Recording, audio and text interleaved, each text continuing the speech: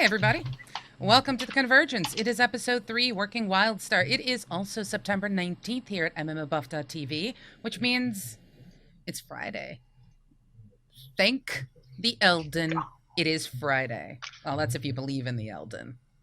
I'm not going to spoil anything for people, but let's just say that the Elden and I aren't on talking terms right now.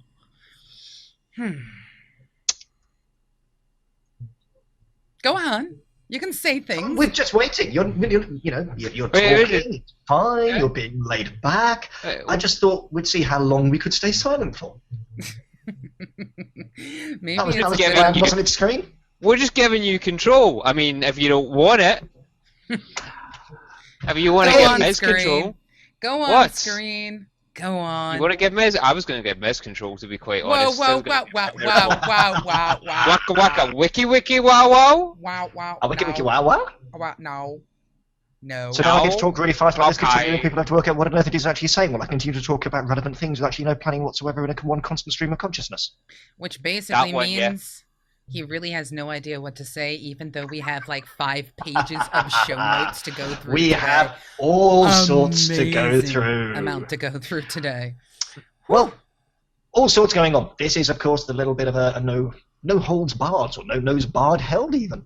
Insert random words. They'll work in any old format. This is where we get to give you our opinions sort of as they are, served straight up with no ice. We might agree, we might disagree. You're going to have to wait and see as things move on. But there's a bunch of things to actually run through. We've got a whole lot of news to go through. We have some fan art contributions. We've got a Datachron section to talk about a little bit later, and a host of other bits and pieces. But let's kick off at the top with, well, before we do news, what have you guys been doing in WildStar this week? Who's been doing what? I've logged in. I've seen the launcher this week. Actually, I resubbed a couple of weeks ago, and I logged in a couple of weeks ago with my my Tua, and ended up finding out that it's moved on so much. It feels better, but it's moved on so much. 1.5 months away, and I've got a lot of catching up to do.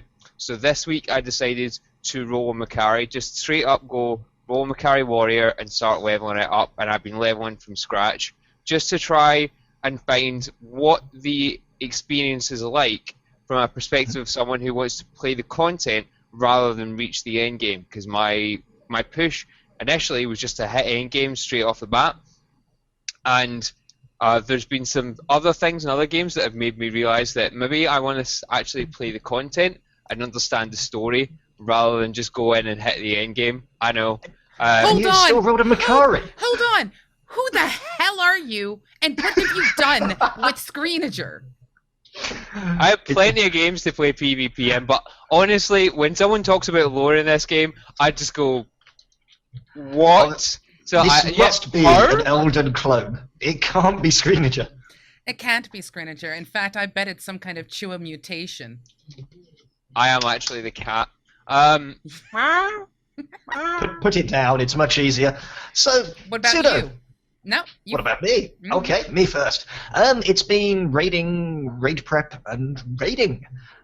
We've been taking some new people into raids this week. We've been working our way through a couple of bits.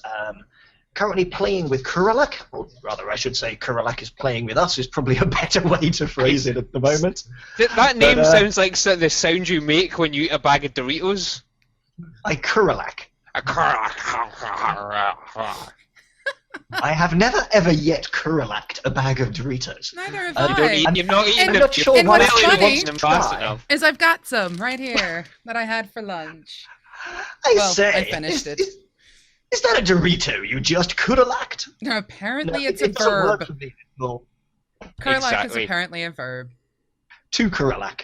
So please send me your explanations of what a Kuralak is anytime soon. And it's a verb. To raid Kuralak is to Kuralak. Well, what I want you to do now, Ed, in all proper fashion and style, is I'd like you to conjugate that verb. And you're not allowed to do it in French either. In French? You assume that I even know what We conjugate assume that means. the Scottish man in here even knows, yeah, exactly what conjugate means. Il Kuralak? El Kura? It's the conjugated Kurale?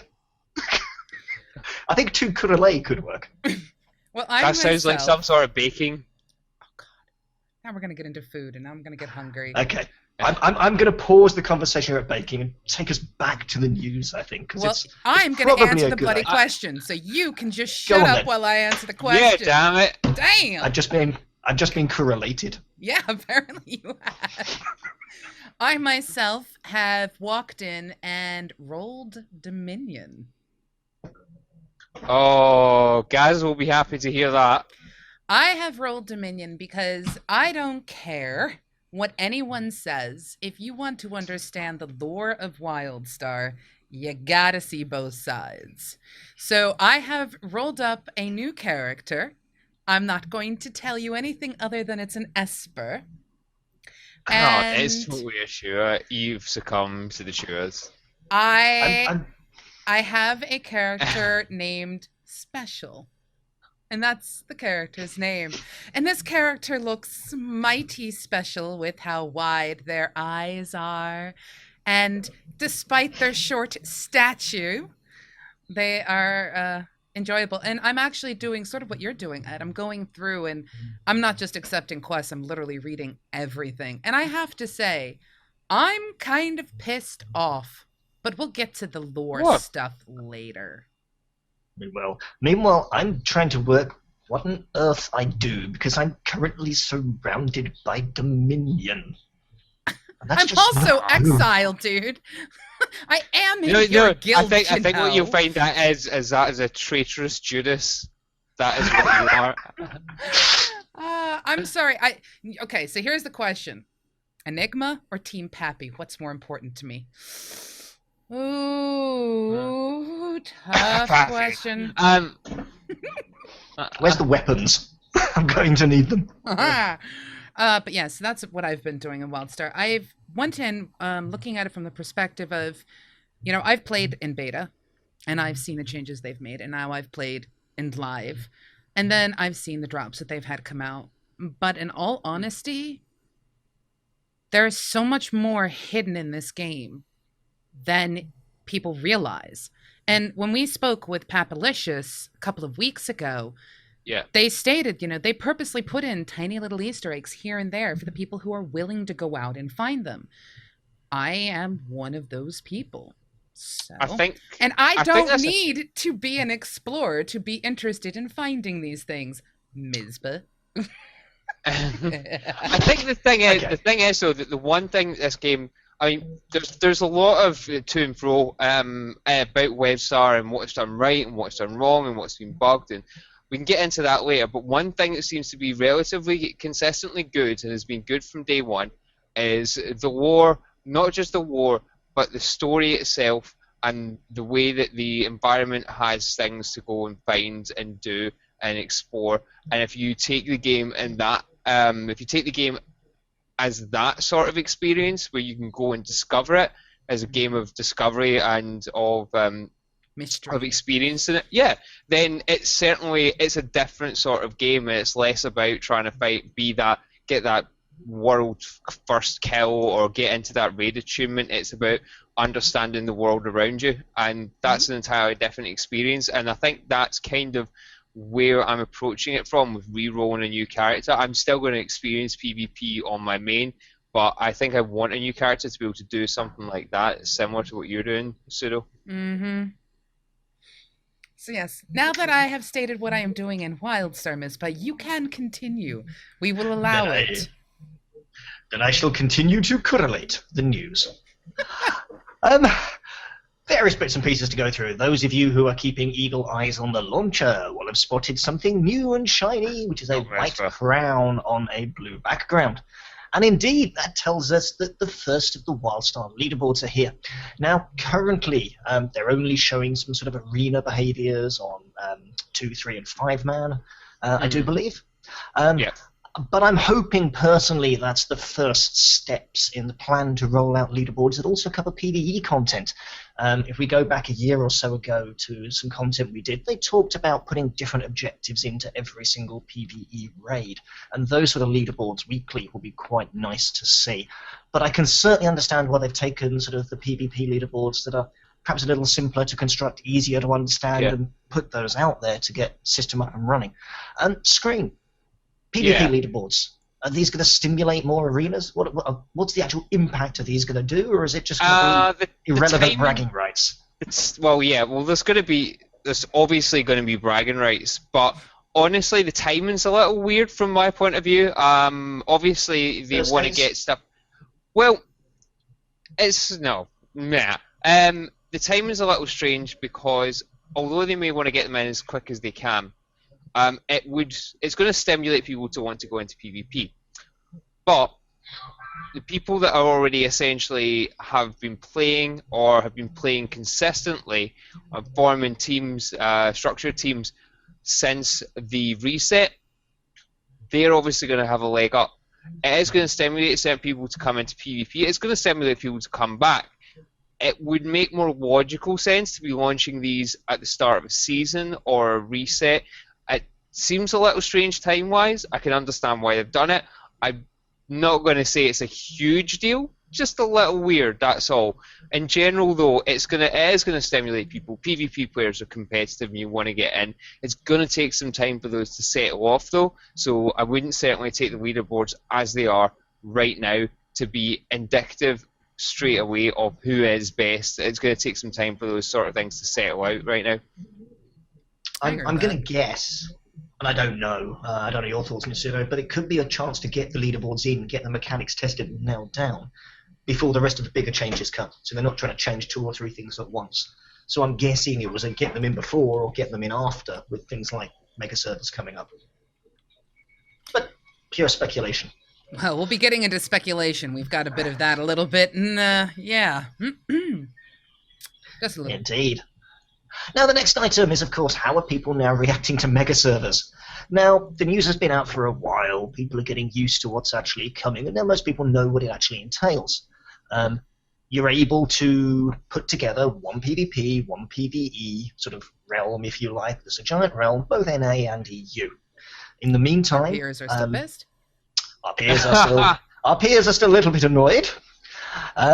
However, there are some other things being done before this takes place. You can do a server transfer at the moment in certain directions. There's a great graphic of that floating around. It is free, which is actually that's a pretty strong move. Not only are they free, they've said that anyone that has already taken a paid server transfer, talk to CS, they'll get it sorted out. So they can't really say any fairer than that, to be honest. You cannot still, however, transfer PvE to PvP. You can do it the other way round, but you can't go, for example, in our case, from Eco onto a PvP realm, which is almost a shame. But that is as it is. But what I was amused by looking through the threads is, despite so many positives and generally a very, very strong reaction, that's a positive one, people have still found things to complain about because people are people. Or chewers. People hate change. This That's is all it something is. that is change aversion. And the thing is, and I'm going to be honest about it, Carbine, they weren't amazingly bad at it or anything, but they still could have done better at communicating out before the drop. As to, they kind of dropped, then answer questions rather than answer the questions and drop the information at the same time. A big part of change aversion in video games, in this sort of environment where it's hard to allow people to experience old and new simultaneously. So a big part of change aversion is communicating out to players and telling people you're getting this and then answering questions allows problems and complaints to breed because people are naturally change averse. If you explain those sort of things that are going to come and you anticipate questions straight off the bat, then it's easier to avert change and problems. What they have done well is they opened up a feedback thread so that they could at least take feedback and respond to it. It would have been good to see some of the potential Q&As preempted, but at least they opened feedback straight away. So there were some good and bad things in the way that they did that, or some good things, some things they could have done better. But it was certainly... You have to wonder. I mean, this is a company that is under ArenaNet, and we know that at least within Guild Wars, there's a CDI, which is sort of a collection of people who get together, and we're going to be getting to something that's a bit of a town council that talk about the changes and the things that are and the impact that things will have. I'd be curious to see if after dust settles and they get the server things sorted, I'll be curious to see if WildStar take that same kind of activistic stance, because the community is one of the things that constantly draws me back to WildStar. I mean, the community is amazing. Every time I turn around, there's something new and awesome going on. Hi, Darth Laser. Love you. And one of the things that I want to make certain that they do is that they don't just leave it to that open-ended feedback, because that can breed toxicity. All it takes is one person. I mean, we had Sulika write a fantastic article about it. 3 posts after something puts something up, and all of a sudden the topic is non-negotiable. All of a sudden someone brings up the rule of the internet of Hitler or something like that, and it's, you can't talk in that thread at that point. I mean, you've lost the thread. So I'm wondering, and I'm curious to see if they're actually going to implement some kind of council or some kind of thing. And town council's coming, and we'll be talking about that. But yes, there you go. I mean, I'd fully expect them to, but we'll park that bit till a little bit later. That's a speculation. It's my speculation. I'll be very surprised if they don't, but I'll talk about why a little bit later on. One thing to point out, and I don't know if people are familiar with this, I get to put my consultant hat on for a moment, something called the hype cycle, which is often linked to an organization called Gartner, who do sort of lots of real-world research on different bits and pieces. And they've got a very good diagram, which I saw posted in forums we've used before, which explains how people react to a product based on news of the product announcement, the product existing, people getting disappointed by it because reality never, ever meets your predicted thoughts on what it will be like. It just doesn't. And then people slowly getting an acceptance of what the product is. And there's an emergent plateau and responsive plateau and all these other terms we use for it. But the main thing is it's a diagram where people get excited, they experience the product, there's a load of hype, and then it goes down into this thing called a trough of disillusionment. And then it improves again. And the line that comes out the other side basically is about half the height at the maximum of the hype. So it goes a little like this, as I continue to make strange wiggling motions with my I'm fingers just thinking that this do actually mean something. This sounds like a platformer right now. You know, like you start in the trough of disillusionment, and then you get up this... Yep. The plateau. We need a plateau of disillusionment. Sorry, trough of disillusionment. But the reason why that's been brought up is you see so much negative stuff out there. Voodoo's announcement, again, we'll get to in a minute. And a lot of it bounces around this sort of idea and about how people sort of psychologically respond to stuff. Get excited and go, oh, it didn't do quite what I wanted. And you can focus on the negatives and forget all the good stuff that's out there. So, you know, in terms of people's perceptions, there's a few people that have got a bit hacked off, chip on their shoulder, whatever it is right now.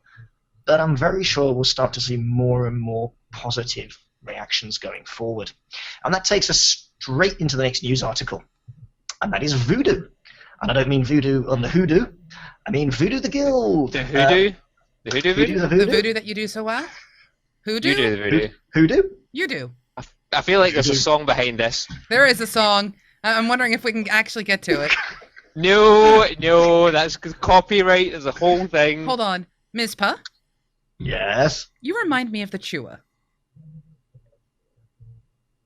Oh, that oh, come on! You honestly don't know how to respond to that? Screenager, you remind me of the Chewa.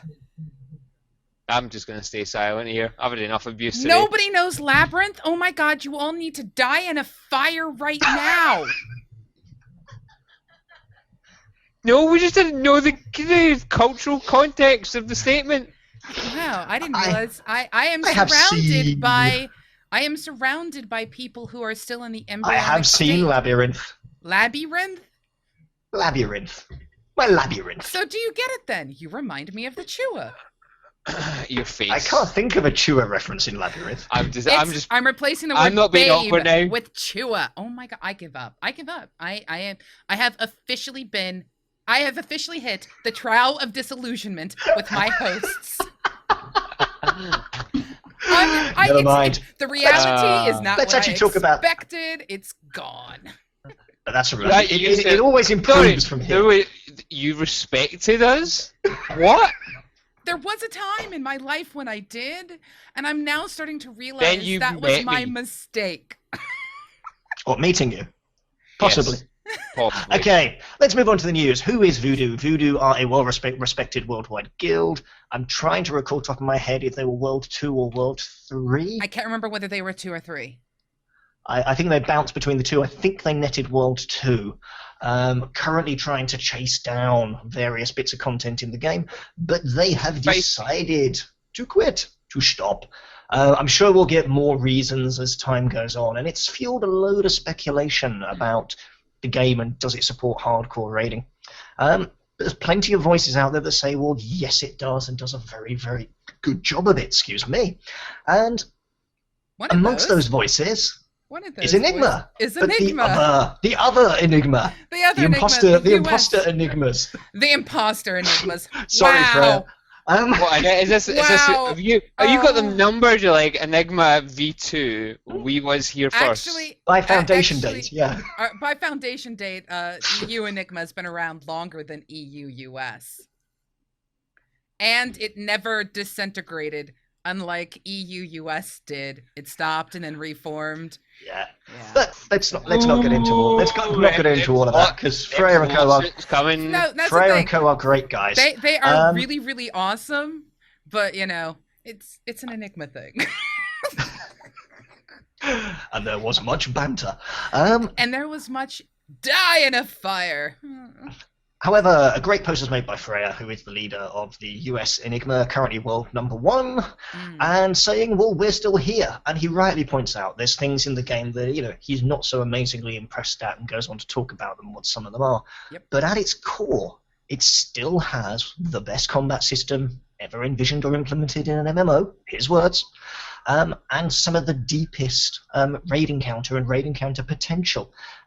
He's stating it probably hasn't reached its zenith yet. It's not really being as good as it can be, but the foundations and the building blocks are in there. And if you consider we're comparing the first ever 40-man instance to 5 years of polishing WoW raids and going, it's really good, but not sure if it's better, that's actually a remarkable statement. Because where are they going to be in a couple of years' time? They're already in a very good place. The content is difficult, challenging, but achievable and approachable, in my personal eyes. So anyway, we can move on with that one. The Enigma statement has been put down there. I do suggest that people give it a read. Comments, thoughts, questions, correlations? Correlations. I think in general it's I think people have to have some perspective. There's a lot of rush to make things like those world first kills and kind of hit the end game, get there as well. A lot of that is to do with the way that Carbine messaged the game as well, about it being an end game sort of game, about it being the top 1%, about always selling that to players. And Carbine themselves, I feel, have made a step away from that, and understanding that the top 1% don't pay the bills. With the upcoming content and the changes that they've made to that, to try and educate players, to bring the average player base up into raiding, it shows not that they're trying to make things easier, but they're trying to play the long game. And I think reasonably, I think that shows better sense than, I'm going to be honest, than players that wanted to get up and get the kills and be done and right, that's it, okay, where's the next content? Chewing through content fast doesn't necessarily equate to being the be-all and end-all of this game. Well, see, this is the thing, you know, one of the things that, and this is something where I'm going to have to dig into your brains about, Mizpah, one of the things that they stress with raiding is that it's going to be a unique experience. Each week is going to be different. Have you noticed that? No, not as of yet. But let's be very honest, we're not playing around in 40-man Datascape content. So but whether see, that they is talked out about there it today or 20 not, or 40, And this is one of the things, it's when you have a company that puts I'd almost want to say its hype train on a particular railroad track, everyone's going to be riding that going choo choo, and when they find out that the car that they were on and why they were on that car is because the game was promising this, all of a sudden diverges from the rest of the thing, it could be a little bit disheartening. I throw out though that when it comes to the top tier content people who are out there pushing their balls to the walls to get these kills, congratulations, that's great. But everybody else realizes, and Ed has just realized that there is more to this game than raiding. And anyone who wants to put stock, bank, and value on the fact that we are losing, quote unquote, the 1%ers, therefore the game cannot sustain people, I am sorry. You are wrong. I also don't think you can state we're losing all the 1%ers. I think the people who are getting That's more just it. burnt out at the moment, in the main, always exceptions, are those people that are trying to do something at a certain level and finding that the current state of the game is not allowing them to do so on the terms with which they want to do it. And that last part is the really important part. The content is there. The difficulty is there. People are now being faced again after a 7-year-old gap of having to try and do it, to say, oh, hang on, I've got to run a 40-man raid roster. Hang on, how do I do that? Do you think it's not simple? Do you think it's that difference in timescale, or do you think it's that they are, like you said, on the terms that someone wants to do it? Do you think it's that certain players or player types are used to the raid grind from, let's bite the bullet and say it, WoW, and what they essentially want is the WoW raid grind, but a different face? You can't offer a WoW raid grind in this. I mean, this is the thing. People are going to try to use WoW as a way to frame references for this game, and honestly, you can't. It's all right as a frame of reference as long as you set what the differences are. That's very important. Well, see, that's just it. I mean, as far as I'm concerned, we're at a point now where what we are looking at, whether it's dungeons or raids, is the most that they have in common is you get together with a group of people of a fixed amount of sides with a particular goal, and there are mobs you must drop and you will get loot. Beyond that, the fighting style is different. The mechanics are different. The things that you are challenged with, yes, you could try to compare them with various other MMO raid bosses, but they're vastly different. They still require a completely different mindset because the geniuses behind the PvE content, and I don't use this term lightly, but the geniuses behind the PvP raid content have built the raid content to match the combat of the game, which is vastly different than WoW. Yeah. Vastly different. Most people complaining about accessibility.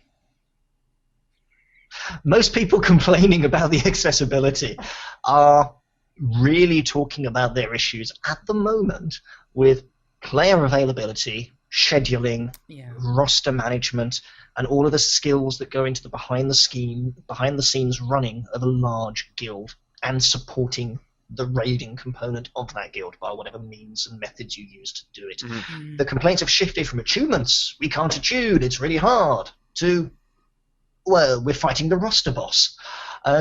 People's focus has just moved on step by step. Brings you back to another point of news. We go too far off strand. Yeah. And that, of course, is some attunement changes are in fact coming up. There's a bird tweeting in my left ear. I was just saying a small amount of changes. This is something that we brought up in the very last. It did look like a bird. It's like we got an attunement duck. Attunement duck says quack. Exactly. That's no water off my back. In the patch notes, we're dropping attunement duck. The attunement duck is now a thing. Yeah. Okay. Wow. Quack-a-lack and quack, whatever that. Oh, I can't even. Never mind. Attunement duck. Exactly. Attunement duck says, do your attunement for quack-a-lack-a-track.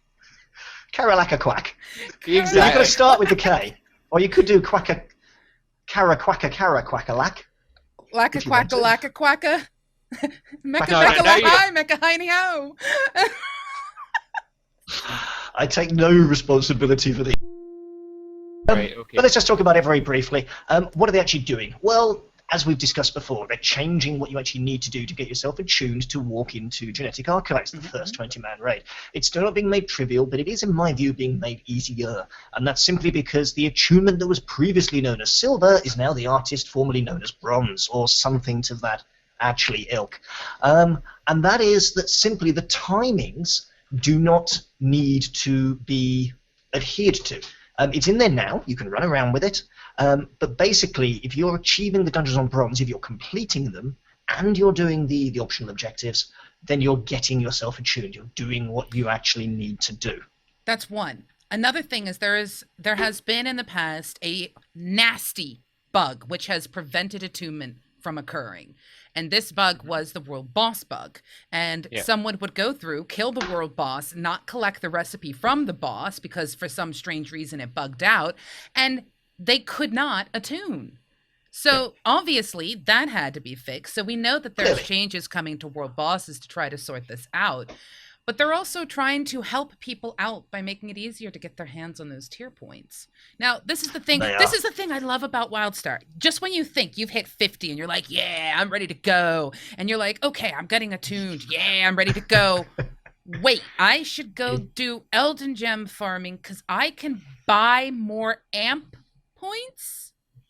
Indeed, and in fact, you've even got a question whether you should go Elden Gem farming for those or not, because Elden Gems can be used, or Elder Gems can be used for a whole host of things now. And you can now make sure that you do some PvP achievements. I can't remember what the prestige total is, but it's not that high. Coupled with Northern Wastes and Crimson Badlands reputation. Oh, Crimson Badlands. Coupled with the Malgrave Bunch. Someone will prompt me with their name in a moment as well. They're technically going to be like the Brady Bunch. It's the Malgrave Bunch. But you have to run around and do R12 a lot. And once you get all of those things done, then it's a combination of more ability points and more amp points. And when you start getting into character builds that use sort of 3 times tier 8 as the core of their build, and apologies for the WildStar jargon here for those who are going, what's WildStar? It really does make a big, big difference to what you can potentially do. And as Gothic Slicer points out, the Wombo combo is obviously incoming with that triple tier 8 build. What else? Well, I was going to say, on the attunement changes, do you guys, because you're both more centered on raiding than I am. I'm more centered on kind of PvP aspects of things. Do you feel it's a good change for a start, and if so, why do you think that the changes come through? Do you want us to recap the last episode we have of Cosmotronic where he and I went at it about this because we have 2 vastly different opinions on this? But a brief overview. Well, let's brief overview without weapons. All right. Let's point out one major thing here, however. And that is that from the very first time they discussed things like amp points and Elder Gems and other things of that ilk, they said that in the future there would be more ways to acquire them. So people saying that this is a unplanned change and a reaction, it's obviously always been part of their mindset and design ethos for the game. No one can dispute that bit, myself included. I can turn around and say that personally, I do not like the attunement changes, particularly the silver bronze change. And I approach it from a raid leader perspective, saying I want to see a measure of someone's skill, ability, competence, time investment, all of these things. And I accept the argument that I can just insist that people get silver attuned and go, show me your attunements. But to be honest, I feel as if the raiding content sort of sets a bar when you go through the door. It's actually got a sign there. It's probably in the shape of a duck. It's probably a cardboard silhouette of the raiding duck, and halfway up its neck is a red line going like this. Now, if you've ever been to Alton Towers, you know where I'm coming from now. Because as you walk up to the door of the Genetic Alliance, raiding duck board is sitting there with a red line saying, you must be so tall to ride this ride. Poor analogy over. No, it's a fair point. I think it's needed. Well, that's the thing. Do you think it's too early in the game to be changing these, or I don't think it's too early in the game. I personally think the attunement criteria should never change. I think they were fantastic where they were actually set. I think feel there should be different avenues instead. Perfect. No, I think, by all means, fix the bugs. World boss bugs, spawning bugs, fix their bugs. They're not part of the design pattern for the game. Mhm. I would keep attunement at silver, keep it exactly where it was. It, in my view, didn't need a change. I fully accept that I'm in the minority on that particular train of thought, but I will stand in a soapbox and keep arguing it till the cows come home. All the changes to do with amps and attunements, that was always coming. We just didn't know what form it was going to take until it actually emerged. Well, let's listen to the reasonable majority here and see what Josie thinks about the change. Right. I like this change because it opens up opportunities. This, to me, is one of the most important things. It's not dumbing down the content to start off with. Yes, you as a raid leader set your bar as to what you expect your raiders to be capable of. Fine. You want to be the one to hold everyone to silver, hold them to silver. Hell, if you want to take it that next step up and hold everyone to gold, be my guest. It is your right and your community to handle that how you want. But one of the things that WildStar promised is that there will be weeks where just a group of casual people can go in and experience the raid content and do it successfully. This is the casual group. And I like the fact that the opportunity is there for that casual group to have that choice. Now, again, hold your raiders to whatever standards you want. I don't care. If you want them all to quack like ducks before raid, be my guest. But that's now going to be a thing in the next raid, by the way. We will have a quack before first raid pull. The thing that needs to be made very clear here, they really haven't taken away attunement. Attunement is still a part of the game. You still must accomplish things. You still need to kill the bosses and the world bosses. You still need to accomplish the dungeons and see the content. You still have that. Although you are getting a change and will be able to pick which dungeons you must complete, which in some ways is good, but in all honesty, I firmly believe everyone needs to experience Sword Maiden on Heroic at least once. Veteran, sorry, not Heroic, on Veteran at least once in your life.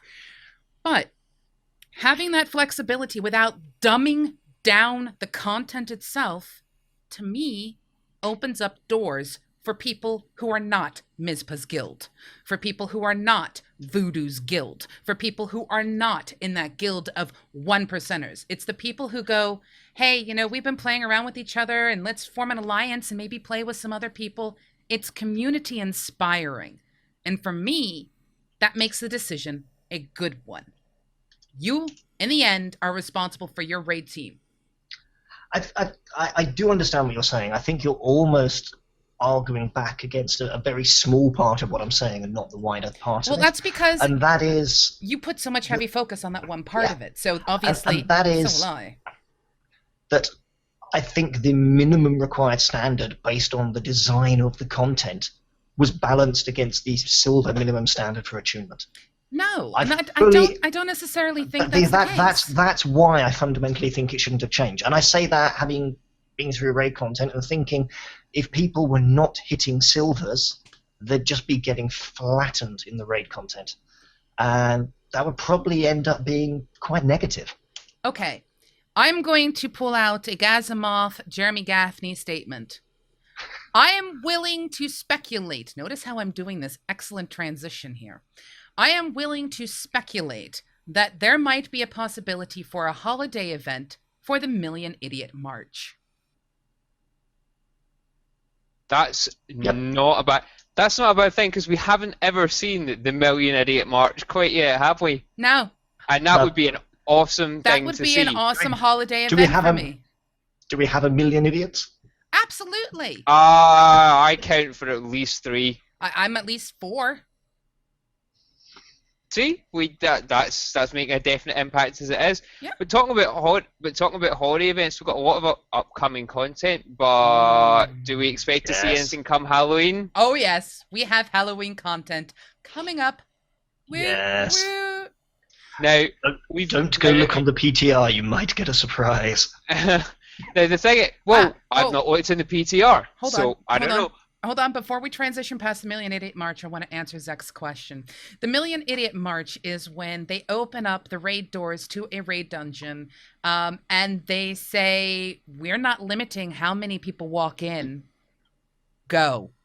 This was an idea that was thrown out pre-release when Gazimov was talking with Jeremy Gaffney, and there was this sort of laughing kind of comment of, we're doing all kinds of things with raids. We may do something like the Million Idiot March, where we just open the doors and you just throw as many bodies as you have about it. So you go from a 40-man raid to a everybody on exile go. Hey, who knows what would happen? And I'd like to apologise now to Pyre if people start to think this is a good idea and ask for it.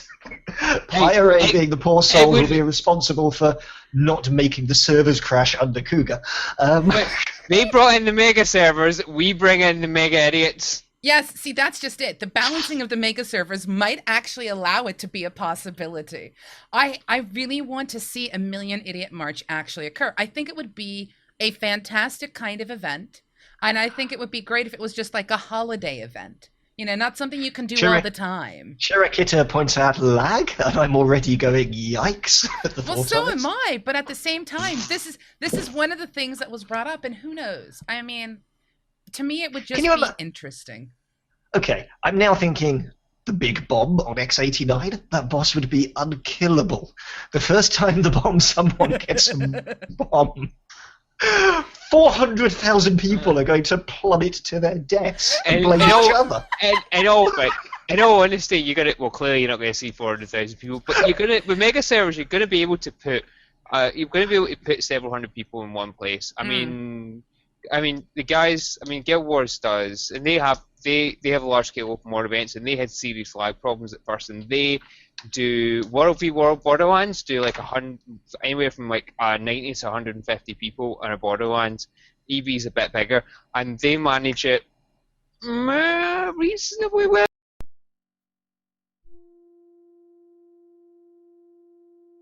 State, so having 150 people in a dungeon would be pretty cool. I'm sorry. Watfadu, you're so correct. I could see a Million Idiot March to the egg room. Oh my god. That to me. Actually, no, that'd be fine. The first 200 people will blow up every single egg, and there'd be a clear platform for everybody else. For 6 seconds. That's it. That's Mizpah's raid lead planning going in there. He's just like, okay. I'll have the first 200 new people to the front. 3, 2, 1, charge right, everyone go. Everyone run. Now, see, for me, I would have Special, my new character, sort of sitting all the way at the top, doing science, and it would be great. I'd love it. It would be really quite an extravagant event to try and pull off. It would be hysterical. Right, we're done here. The puns, that's it, we're done. Oh, come on, it wasn't a bad yoke. And we were only scratching the shell. Excellent. Okay. I'm going to move us on. Yeah, let's do that. Right. I'm going to move us on. I think we've probably touched on enough news, time allowing. Well, we've done news. No, we've done I'm a making little my mind. I've done news, a little speculation. Should we do a little bit of... There is something we really should tackle. Go on. PvP. PvP whatty? What's that? See, this is the problem with you, Mizpah. You don't understand that there's more to the game than raiding. There's PvP. And there is something kind of interesting going on in the PvP world right now. Now, we've heard from Ed that he's come back in and he's looked at the PvP and he feels kind of left behind because he's taken a bit of a break from the game, and now he's come back and he's feeling that break. You're feeling that whole loss. Now, they've made some changes to PvP. Oh, yeah. They've started having the arenas go multiple servers, which means you have more people, more challenges, more choices. So it's opened up PvP opportunities. But there's one part of PvP that we have not touched on in a very long time. Warplots. Ah, yes. So, currently, PvP within WildStar is actually in a reasonably good state, where in the respect of arenas and battlegrounds. It's in a reasonably good state in terms of if you put skill balancing issues to one side, because there are some skill balancing things to deal with, but reasonably, every game has skill balancing issues when it launches. Some things are OP, some things aren't, some things work, some things don't. Put that to one side. the purely PvP issues, they're starting to balance out. Your gear is starting to balance off. You're starting to have your rated gear come in a more staggered format. Although I felt the break, I was inevitably going to feel that break anyway. The difference being that I know and I can already feel that the amount of time it's going to take for me to get up to a decent level again and bring my damage up, bring everything else up, isn't going to be that horrendous. It's going to get there. If I get into rated arenas, it'll happen. Warpots, however, are still pretty much, they're not currently in a state where I'd say that they're exactly the first thing that large guilds are wanting to do right now. They're still being worked on by Carbine, and in all honesty, they could probably do with a bit more love. Some of the stuff we'll see on the forums with Warpots regarding redesigning them, it's great in terms of its ideas, but we haven't seen a lot of incentive for players to even try to get back into them yet. Actually, that's coming. That's coming. You know, Warplots, we have to understand and we have to remember, you know, when you talk about an MMO, we're talking about so many parts in a spinning wheel, this fan of activity that you can do in a game that all interweave, and you only have so many resources to devote to it. You know, the first one is most people won't be doing Warplots till you hit max level anyway, because you have to be max level to do it. So they needed to put their focus on doing the arenas, the battlegrounds, and the new battleground, from everything I've heard, is exceptionally fun, and the changes they've made allowing more people to get involved with the different server crosses. It's made the experience more pleasant for the PvP teams, and I've spoken to a couple PvPers about it. They're actually pleased with it. Now, when it comes to the Warplot side of things, now they can really dedicate their time to it. And some of the things that they're bringing in is the lowering of the team size requirements for going in, which is nice. They're also trying to add more options for queuing, which is good. They're trying to do mercenary matchups. They're trying to bring all these things in, and they're trying, but we have to understand we cannot have all of the things right now. We must be patient. And in all honesty, since they're working on Warplots right now, if you have an opinion on it, you need to go to the Warplot post and you need to get involved because they're talking about the changes. Get your voice heard. We know these guys listen. We also know that a dev cycle takes time, so it goes from conversation through to sort of internal testing and ideas through to output. It's going to take a month or two. It isn't going to happen overnight. And obviously there's a focus at the moment on, I'd say, infrastructure is the main focus. The second focus that's kind of running in parallel, but I think will be the next big thing on Drop 3 or post-Drop 3, is going to be everything around sort of PvE balance. There's a massive reimagining of gear and stats coming down the pipe that's needed for lots of reasons. And I fully expect that when the dust clears from that, we'll probably see a load more Warplot love. Well, they're looking at Warplot drops between 4 and 5, so it's on the priority. It's coming in the horizon, but I have to say, when it comes to these guys, they have done one good thing that even if they screw up royally, in my opinion, will save their butts. They want to have a cycle that goes more than or less than 6 months, you know, more than a couple of weeks, because they understand what's required and they're not trying to match Guild Wars' living story. They've got their own things going, but they have put the brakes on content drops because they needed to fix things. The fact that they are willing to do that means that we should be willing to be patient, because they've taken and listened to all the bugs we've turned in and went, bugs need addressing, that gets priority, content can wait. That is a massive thing. That's like Blizzard going, Warlords of Draenor's got some problems. We're not going to release it for another year. Even though we said we were going to bring it out on Christmas. Sorry, guys. Even though it's November. But, you know. I think, one of the viewers in chat, McLeod, said that Warplots should be made like the dredging system in Aeon, and I'm an old Aeon player. Back in my day, dredging was a great system. It really was, but it wasn't quite the same as Warplots. The fundamental thing with Warplots is it's large scale. It's 20, 40 men. You know, you don't have to bring in 40 men now once it's going to once they get to the end of that drop, hopefully we'll be able to bring in smaller teams. But it's not a 5-man. Essentially, Dredging was a 5-man v 5-man dungeon race. It was a great concept, and I'd love to see something like that in WildStar. Back to the speculation, a 2-team dungeon race would be amazing. But it's like a PvP dungeon race. That sort of thing is great. But Warpots are in fundamentally a different system. And what I like about the way that the team are now dealing with Warpots are they have essentially drawn a line under them and gone, right, they're not working. They're massively not working. And they opened the thread up a long time ago. Well, not a long time ago, but a bit ago.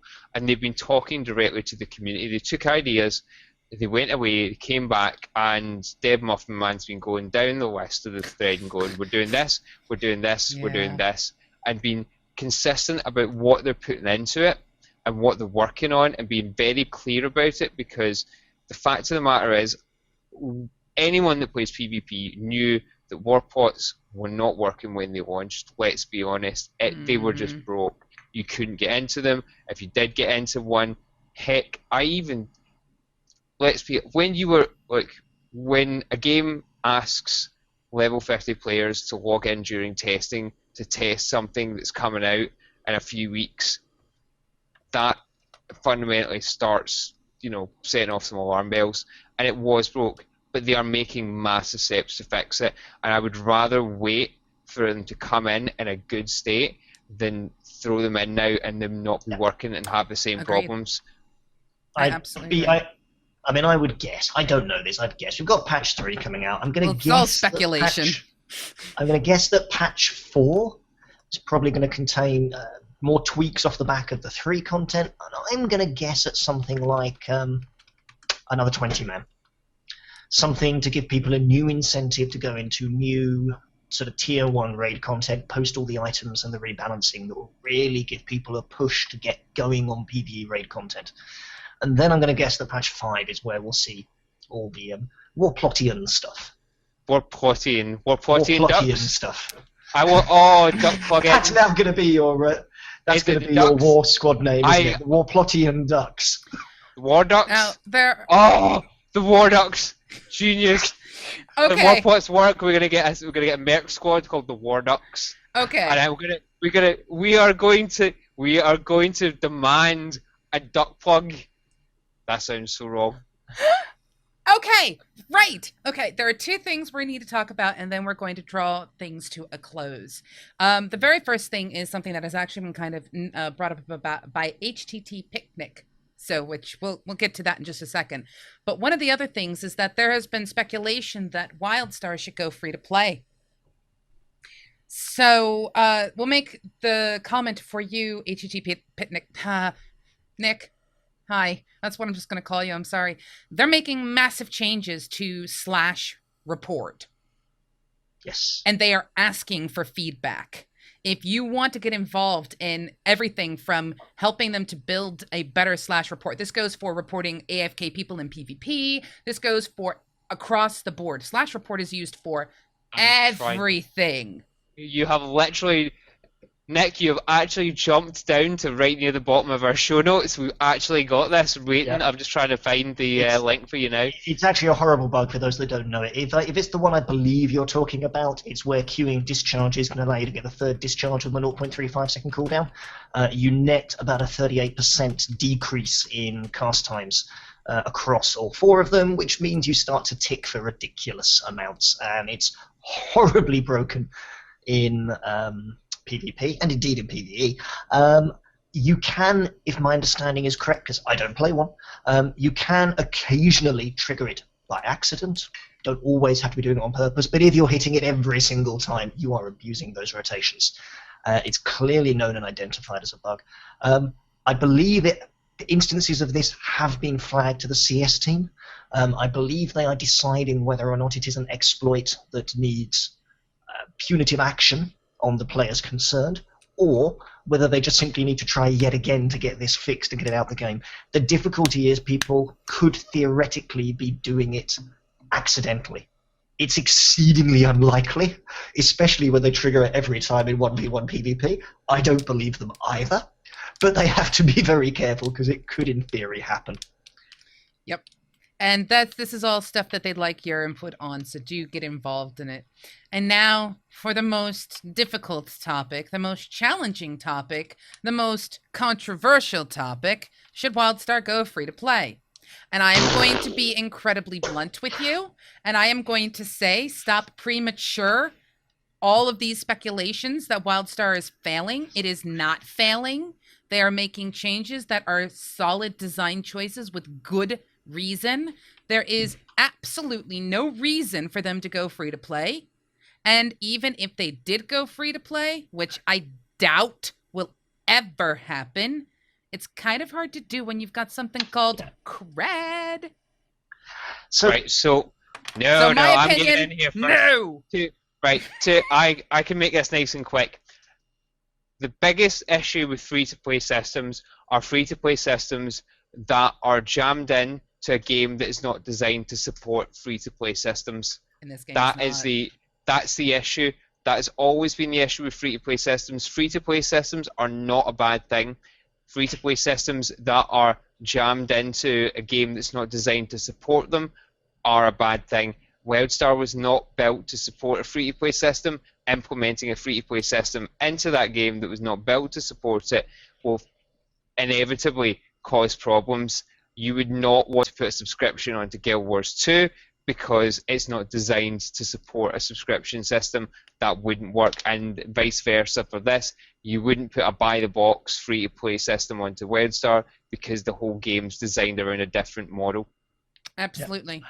Premature speculation is a bad thing, but it's okay. There is help out there for you with it. There's plenty of information that you can go... There's little blue pills that you can go take. and absorb that will let you work out why indeed this is not the case. There are still plenty of players. These are big servers, big worlds. People are very split up. Just because you are not running into people every 30 seconds doesn't mean there is nobody there. Clearly, mega servers are happening. It's going to be a big plus. It's really going to help. It's going to bring sort of people and community together, and that is a good thing. But we're surrounded by the people that just want to jump down the free-to-play sort of rabbit hole. Many things I want to say, but I can't at this moment in time about that mindset. However, you can. Let's be really... Not with the language I want to use. Okay, bleep everything with duck.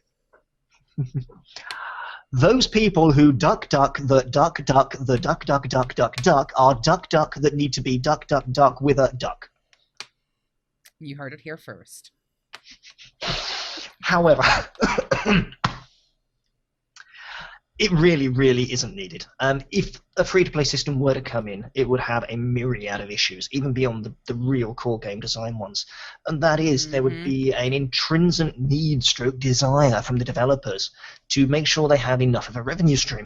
And purely throwing cosmetic items in a game where there is so much combat and power weighting on items is so important, it would be almost impossible to not feel at various points that you are buying capacity and capability. Hi, Time Traveler. And that would drive me up the wall. That was unexpected. Hey, Time Traveler. Yeah, the raid duck is coming up soon. No. We don't mention the duck to Time Traveler. He is not to know about the duck. He'll just watch you back, unless you go back and edit out every mention of duck, in which case we'll end up with, I don't know, duck replaced with butt, and then what does that do for my demand with Warpot Plugs? I'll leave you thinking on that one. Well, you want to... But in essence, free-to-play model in any description is probably going to lead to the players feeling, rightly or wrongly, that you're buying power, you're buying capacity. There's going to be a way where if you have more cred, if you're buying more stuff, you gain access to things. Convenience is one thing, but convenience gets you places. I'm strongly against it. It's just not needed. And I can't see any positive outcome. Not to mention myriads of players who are not attached to their accounts or their characters, because they can create a new account just like that. There you go. I'm done. I'm off the soapbox. Okay, here's my thing. I am sorry, but I think I have to completely and utterly agree with a comment that was made by what the... That's a dub. soapbox. No, It's a soapbox. It's your soapbox, lads. Wow, he has completely gone to get this soapbox, and that's just crazy. Okay, so there was a statement that was made, and I am trying to remember his name. It came from, God, I can see his icon and everything. Right, Richie Jeff. Procopio. Richie Steve. Procopio from ZAM. Zam.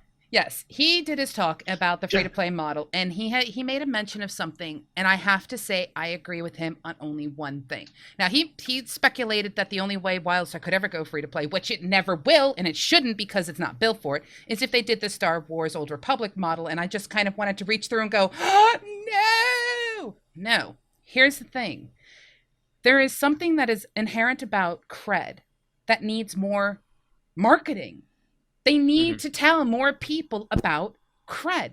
I mean, it was That's this massive fair, yeah. hype thing, but not enough people know what cred is or how to get it or how to use it. And, you know, in the end, I guess it kind of sits like a community to spread the word. But honestly, the marketing geniuses who've come up with everything from all of the different stuff that they've done, like Pappy v. Frost, etc., need to do more on cred.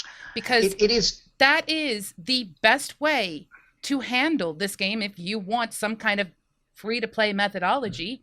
Earn the gold, buy the cred. Yeah, and it can be done on server pops. That'll help as well. It's difficult though from Carbine. If all they seem to do is talk about cred every time they open their mouths, they're going to get accused of being, nothing but just trying to push revenue and to put more things there for people to spend cred marketing, but that's the thing. If you're marketing, there's a fundamental difference. You can market the benefits of the game and playing the game and build a desire for people to do so and to enjoy it for valid reasons. There's tons of stuff there to do.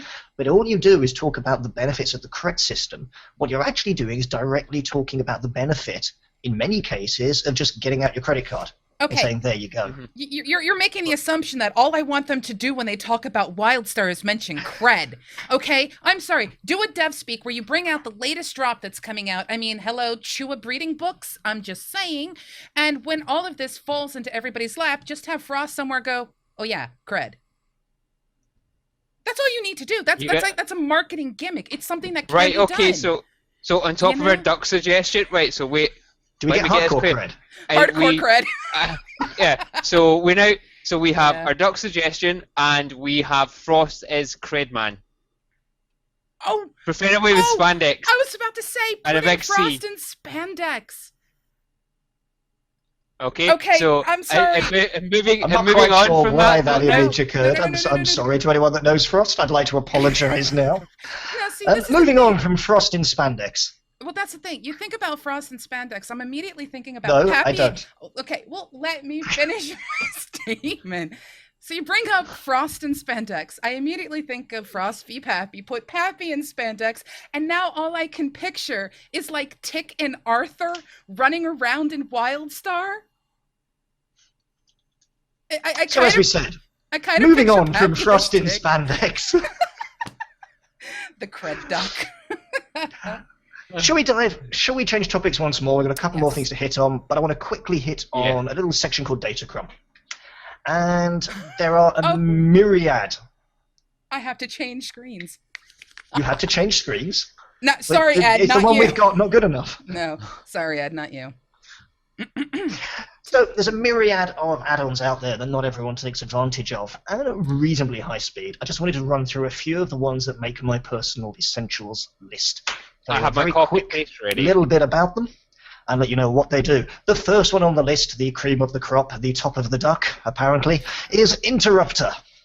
Interrupter is rather useful, to put it mildly, both as an individual and as a raid leader. It's one of the ones that I insist that people have. What does it do? It lets you look at a boss, it lets you know how much interrupt armor is on the boss, and it lets you know in real time as the fight progresses how much armor is actually being taken off at any given moment in time. I see a hand of pause. I'm waiting for you to call on me. Okay, well, if that's an extent you're going She's interrupting you, clearly.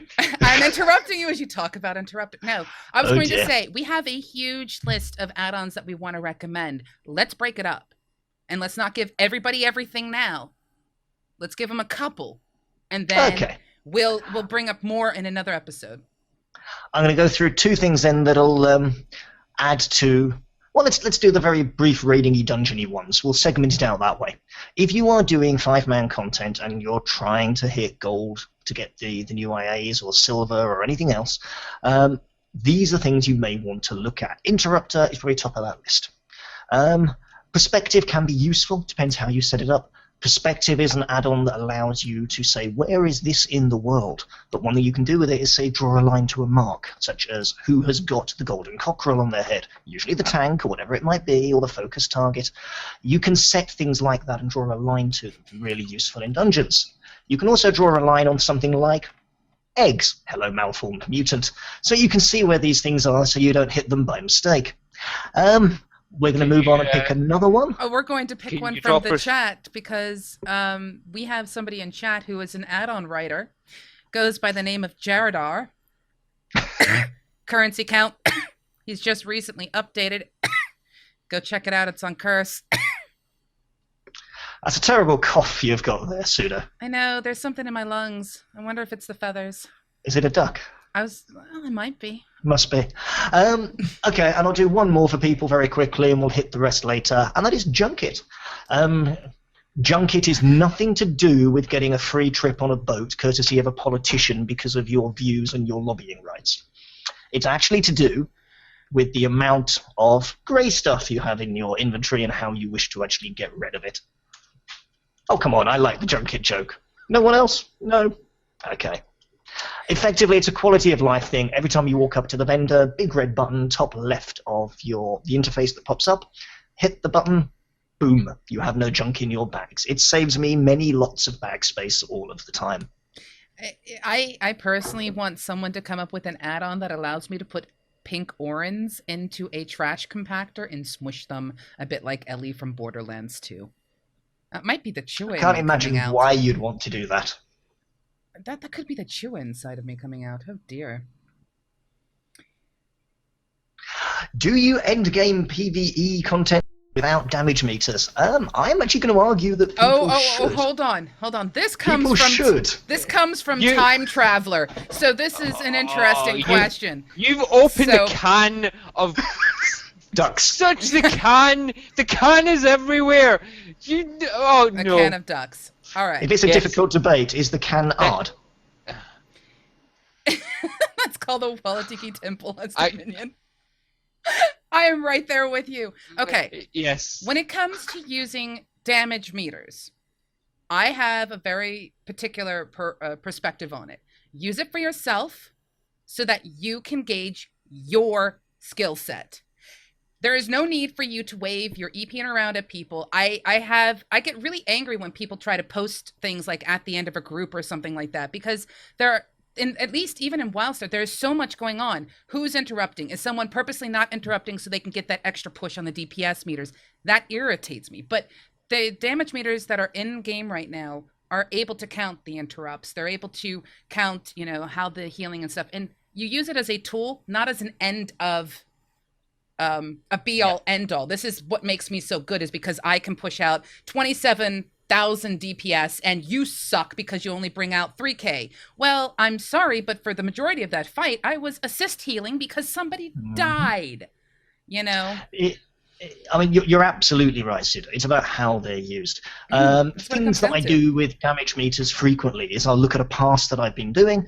I'll then look down at what is the percentage distribution between my different skills. How many casts of X did I get off? Okay, how long is my damage pass? 5 minutes. What's my cooldown on my ability? This long. How many of them should I have triggered? This number. And then I can use that to go, well, am I missing any? Am I being accurate? Another thing you can do is go onto WildStar logs. Fantastic application. Look at some of the top passes there by some of the guilds and players you know, and go, how's your skill spread? Ignore the DPS number. It's the least relevant piece of information there. And go, what are you casting? Why are you casting? In the same raid, I've got people running buffing builds, so they're having to give up 2 tier 8 damage abilities, switch a amp into something to put, Withering Magic and Void Pact on. And then, of course, they're going to only be doing 2/3 of the DPS if they're optimal, but they're adding, 5% to hit, and they're adding 8% damage to magic users to the raid. So is someone else going to pump a damage meter and go, look at me, I'm awesome. What, 8% of your damage came from what someone else is doing? It's meaningless, really meaningless. Well, this is the thing, and this is why we have at least what we have inside of Enigma is the methodology that we have. You know, it's always going to be what's going to be good for the guild. If it's good for the guild to sacrifice DPS to boost, then we'll do it. That's to me is the only way that it's actually going to work in raiding, especially with the stuff you see in WildStar. I mean, I'm sorry. Anyone who wishes to use DPS meters, I'm going to tell you who was always going to be number one: the egg room. End of story. Egg room, number one in DPS. Everyone else, not even close. So until you can beat the egg room on your DPS meters, I don't care. But yes. No, we are recently getting the entire raid through the egg room without anyone getting disorientated. It's quite fun. Yeah, which is why I hear during your raid, so who wants to summon? It works. That's cheating. That's cheating. That's the whole you should have passed silver, not bronze methodology. Yep. Cheat. Well, it's not go backwards. We do actually make the whole raid do it as well. But moving on. Yeah. We have a couple more things to look at. We have some fan contributions, I do believe. Oh gosh, we have some crazy fan things. Let's do the ones we have the art assets for, because that's the whole point of. We're running on a little bit. Yeah. Yeah. Go. Do it. Say it. Okay, so I've been spending some time having a trawl through Reddit and some of the art assets, and we have found a few awesome things. We have first off, we have a Tumblr post from Pixel Fable called The Highborn Life. Pixel Fable does some WildStar art here and there. I think it's pretty awesome, and you should check it out and keep an eye on some of the stuff coming out. Well, here, I am going to present it for people to get a chance to read, so take a second, read through, and let me put the next one up. I'll throw a link up onto Pixel Fable's Tumblr so that people can go ahead and have a look at that at some point in the future. It's hysterical. Yeah. We've also got some more community stuff you guys might want to be aware of. You still have a few days left before Lormageddon is up. I think Pseudo's probably already had a look at this. Her special pappy in the sky will go ahead and answer any of your lore questions that you can. If you go over to the forums and pop in your lore question, you still have a few more days, so get your fingers out, go to the WildStar forums and have a look. And the thread link is there, all about Lormageddon. We also have another WildStar competition that we've seen floating about from this bunch of folks call themselves Carbonator,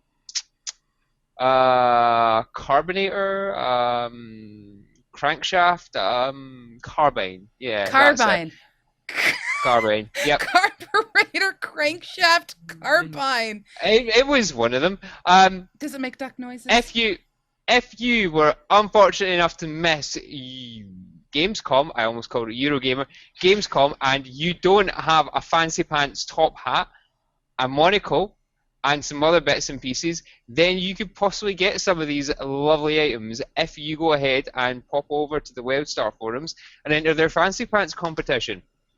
However, if you miss the opportunity to do that, or you don't feel that you want to enter that competition because you don't have the right skills and abilities, we have our very own take on the Fancy Pants competition. I have sitting here 20 EU WildStar Gamescom codes that we've been able to get our fancy mitts on. Fancy mitts, not dirty mitts, fancy mitts, because we can afford to wash our fancy mitts. These are EU codes only, but we're taking the Fancy Pants competition to its logical extreme. Do you have fancy pants? Because if so, we want to know about it. If you want to be fancy pants in WildStar, you're going to have to show us your fancy pants. But I think we'll also accept pictures of ducks. Ducks in fancy pants. That's that what I will want do to as see. well. Ducks in fancy pants. What we want to do for the next couple of weeks, because we won't be able to draw it during Eurogamer next week, is we want a picture of fancy pants, be either your fancy pants your friend's fancy pants. You don't have to be in your fancy pants. Or Please, they could be, please don't they could be. or they could be, well, except pants, be it UK pants Or US American pants. pants. I don't mind. So these are my US fancy pants, but you can't see they've got leopard print all over them. They're awesome. Send us a picture of fancy pants to, yes, fancy leopard print pants. I have fancy leopard print pants. Send us a picture of fancy pants to voice@MMOBuff. Not this week, but the week after. Yeah, you might need the .tv at the end. So voice@MMOBuff. The ducks in the way. Voice@MMOBuff.TV. Send us pictures of fancy pants. Best fancy pants win. Mizpah's decision is final. So if you want to find out what colour he likes best, fancy pants might be that colour. In 2 weeks' time, we will be drawing the fancy pants winners, and we will be sending them out top hats, monocles, and you get an awesome little table as well. It's like a fancy table. It's a fancy for your table. housing floor. It's a fancy table, yeah. Okay, you do not get that table. That table. We are not shipping tables in the mail. No. Send us fancy pants. Don't send us your actual fancy pants to Pictures of your fancy pants, please. To voice@MMOBuff.TV, and you can win some awesome Gamescom codes that you may not already have got. Mm-hmm. I think we're Tables moving on not to next. included. Talking as we're going to be drawing this in 2 weeks' time, that means we're not focusing on WildStar next week, but we are focusing on some other stuff next week, aren't we? As a matter of fact, we are. In fact, for those of you who are enjoying the show, thank you so much for coming and watching us. Understand, next week we are 2 hours earlier. 2, not 1, 2. Get coffee. Now, the reason for this, and I'm just going to quickly bring up my email, is the fact that we are going to Eurogamer. The staff you see here will be at Eurogamer. Mizpah will be in his fancy pants, and we will be at Eurogamer. But we will be bringing Convergence to you live from the Twitch stand on the floor in Eurogamer. And what is going to make this even crazier is it's not just going to be Mizpah and his duck. Nope. Oh, no, that's too easy. It's not just going to be Screenager and his fancy pants. Oh, no, that's going to be too easy. Instead, we are going to have Steve Fowler, head of marketing at ArenaNet at Guild Wars 2, Ruby Bayer, who is the social media coordinator for Guild Wars 2, and Liz Kirsten, the web editor for Guild Wars 2. And the 6 of us will be on a stage answering your questions. And about Guild Wars 2. About Guild Wars 2. It's not about their fancy pants. It's not about their fancy pants. We may ask them about the doc. We may ask them about a doc.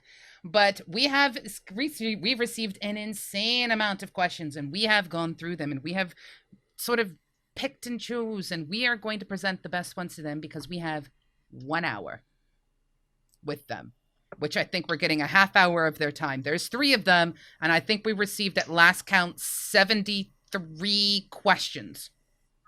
Not counting the 100 that we have. Fast, but I'm not really sure that trying to do 73 questions in 30 minutes with 3 people and do a good tangential conversation because it's really going to work very well. So on that basis, we're probably going to have to do it another way. Maybe. No. Mez could do it. No. But no one will be able to understand it to the slightest, so that's probably not going to work very well.